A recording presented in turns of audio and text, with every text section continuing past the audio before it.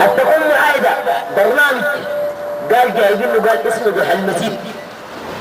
ناس ضحى المسيد دايرين تقدموا شنو؟ قال جايبين مسيد الشكينيبة مسيد ابو حراز. قال ومما يعرف ان مسيد ابو حراز قال من اكل من طينته طينة الحبير قال طينة الحبير قال بتعالج من البرص والسعر وجايب له 5 امراض ثانيه. يا زول على الله يا زول يفكلوك طين يا اخي يفكلوك طين يقول لك بيطلع لك البرص. يا اخي برص شنو سعر شنو؟ صح ولا ما صح يا جماعه؟ دي النزاهه الرسميه والله جد. تخيل في خواجه انت كان خواجه داير تعرف عن السودان بس انا خواجه كده داير اعرف عن السودان. اعرف كيف افتح القناه الرسميه جايبين لي قالوا الطين بعالج من السعر. عليك الله ده معناته السودانيين كيف جهله. هسه ناس التلفزيون ده بنلبسوا فينا بنلبسوا فينا ولا بنلبسوا فينا؟ يا اخي ديل خاربين صورتنا قدام الراي العام الراي العام العالمي ديل شفتها مبوظين صورتنا قبال فتره قبال كم سنه يعني بيكون حوالي سنه 2008 مشيت حمد النيل حمد النيل دي والله خواجات تاويل شفته ولا ما شفته؟ والله شفته بس انت شافه والله خواجات عيونهم خضروا عديل كده ده قاعدين يصوروا بالدراويش. انت قاعد الخواجات دول يعني عاجبهم السودان؟ لا دين بيشيلوا الصور دي بيمشوا. لو في واحد خواجه داير يسلم بيقول له تسلم ليش؟ تسلم عشان تلبس اخضر في اخضر زي منتخب نيجيريا وتعمل لك شعر زي بوب مارلي. عن المسلمين في السودان بيسووا شنو؟ لازم يجيبوا لك الصور. والحاجه اللي بتغيظ انه انت هوش ما خشيت لجوا انا خشيت التراويش هناك والله بيجي خواجه شايل كمرته بيصور يصوروا ليه ويجيبوا له كده يصورهم وثاني يصورهم لافين وبعد ده يقول لحق يديهم جنيه. عليك الله دي ما حاجه تغيظ.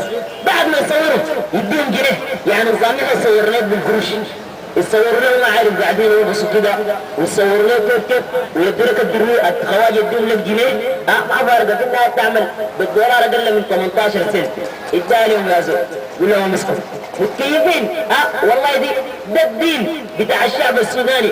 عليك الله ما لحق اسرائيل تجي اسمعني ما لحق تجي مشخته بيجاي تعرف اليهود دول بعد ما ضربوا مصنع اليرموك جابوا في الصحيفه يهوديه اسمها يدعنوت احرموت قالوا لنا قعدنا في الاجواء السودانيه 4 ساعات يتمسحوا يعني 4 ساعات دي بالطياره والله يكون يتمسحوا المصحف الزياده مني بيكون نزلوا بالخلا ونزلوا العام وبعد ذلك بالطيارات مشخطوا 4 ساعات مش في ناس في البلد دي قالوا اذا ناب خطب في البلاد نزيلوا قل يا ولي الله اسماعيل ده اليوم كانوا في رايم ولا شنو؟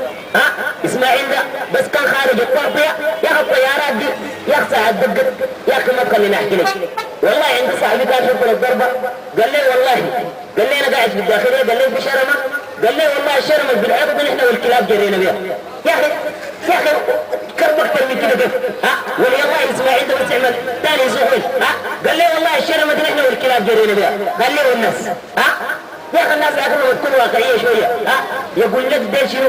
ديل الفراس قال لي الكون للراس الكون ده زي عنده رب السودان ده كأنه شوف جيهم لو شنو اسرائيل تجي من هنا وتضربنا قال ديل الفراس للكون بالراس قال البيرفع راسه ليه بواسه يا زول يا واسه يا اخي صار السنه ده رابع راسه لهم 50 سنه لا بقى صار السنه جوج على راس ساكت يوم لا بقى في انصار سنه عوجلوه حلقوا والله يجيبوا مبادرة وش اتباعوا ساكت لكن انصار سنه لو حنكوا ما في كون حارسنا ما في كان كون خلوه هي بلدنا دي ما حارسنا اجوا شفتها والله يا اخي انا والله دار اقول لكم حقائق انت عارف اليهود السودان ده عندهم مشكله السودانيين مشركين المشكلة الناس ما بتتقدم إلا مع العقيدة.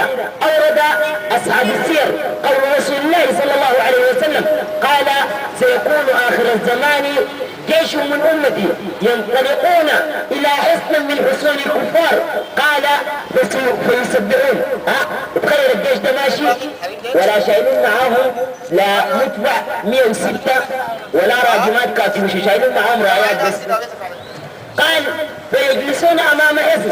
قال فيسبحون. قال فتنهار احد جدران الحصن. قال فيحمدون الله. قال فينهار الجدار الاخر. قال فيكبرون. قال فينهار الجدار الذي يليه.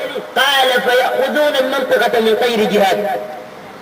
يعني ده الجيش لا معاهم سلاح ولا حاجة، بيجوا ماشيين بيقيفوا قدام الحصن بيقولوا سبحان الله الحيطة برات تقع. الحيطة دي الموقفهم مش موقفها الله، بس قالوا سبحان الله. لكن ده الجيش جيش موحد. انت عارف الجيش السوداني انيانيا دي والله اديك النصيحه، الكلام اللي السياسه صار عليها شطحنا شديد.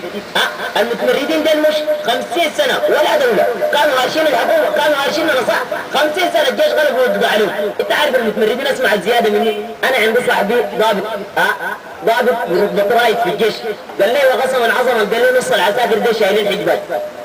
وقال لي الواحد تلقاه حجاب، قال لي ده حجابه، قال لي نكون راكدين في خندق واحد، قال لي عند الحجاب يموت وانا عايش.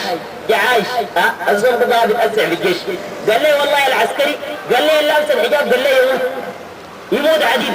دي معركة اللي بتمشي قدام تقول لي قال غزة لا تنتظرينا يا غزة. والله غزة كان راجعكم انت التراب في خشوم.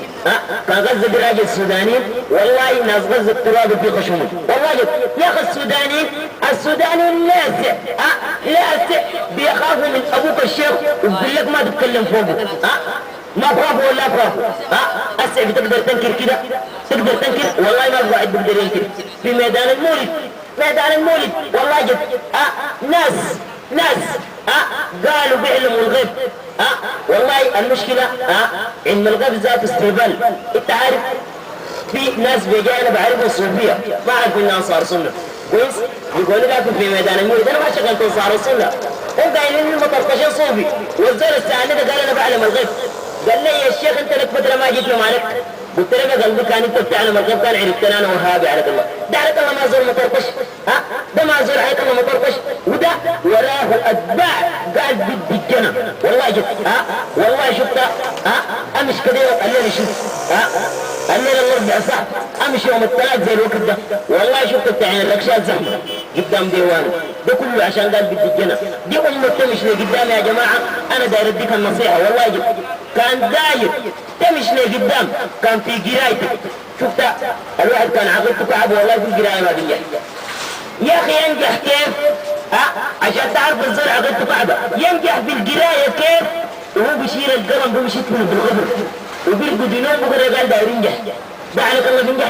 والله شفت ابوك الشيخ كان قام من قبره ذاته ما يحل امتحان الكيمياء.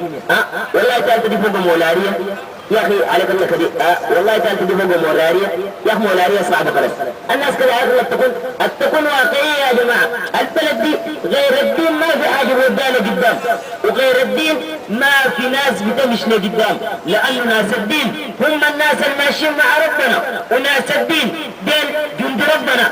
الله قال ولقد سبقت كلمتنا لعبادنا المرسلين انهم لهم المنصورون وان جندنا لهم الغالبون. اسمع اي واحد يواقف ضد التوحيد وزول في راسه كلام كثير ده زول في يوم من الايام افكاره دي بتتمحي.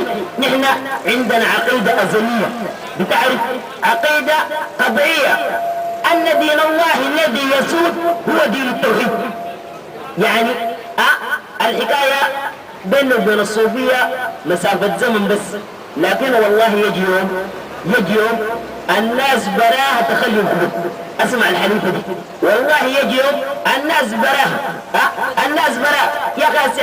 عليك الله في واحد بخش الفيسبوك ده بخش يقدر يحبوك الشيخ ثاني زول بس خش العلماء وبقى عنده اكاونت في النت ثاني. عليك الله بيسجد لابوك الشيخ ولا بيسجد قراءه والله الله اعلم.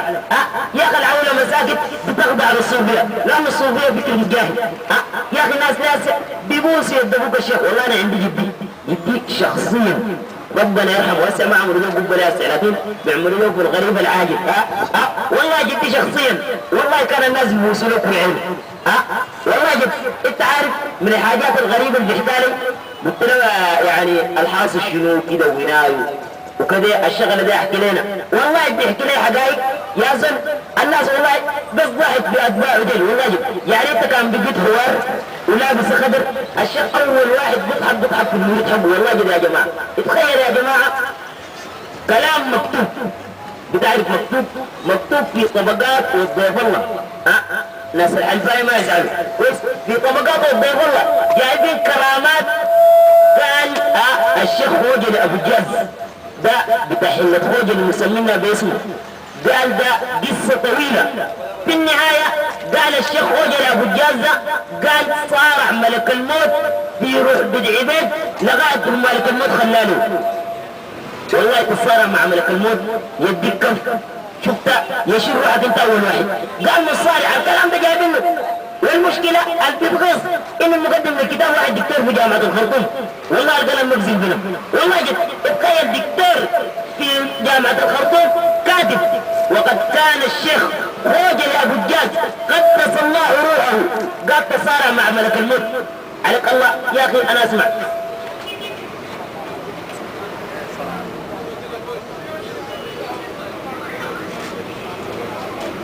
ملك الموت ده يا جماعة ما في زي بيشوفه شفتوا معناتها اطلاس طيب شفت الحلقة الأخيرة بتعرف كان شفت ملك الموت معناتها أظن دي خلاص الحلقة الأخيرة بعد تاني ما في قدام خليه يتصارع معه وعدين يا أخي ملك الموت ده اسمع قال ساعة تجي بروح الزول قال بيقول له اسمع لقد طفت الأرض من مشارقها إلى مغاربها فلم أجد لك فيها شنو فلم أجد لك فيها قال لا لقمة طعام ولا جرعة ماء قال ملك الموت قبال يفضك يقول لك اسمع شايف الواطة دي أنا شفت حدثتها من الصين لغاية أمريكا ولا عندك شفت لا لقمة ولا جرمة بتاعت موية بعد ده موت ساكت تخيل زي ده قال صالح ملك الموت يا أخي الموت ده يا جماعة ما بيجيك هو مشاورة هو ملك الموت ده بيجي مشاورة ما بيجي يا جماعة ملك الموت ده والله شفته يجيك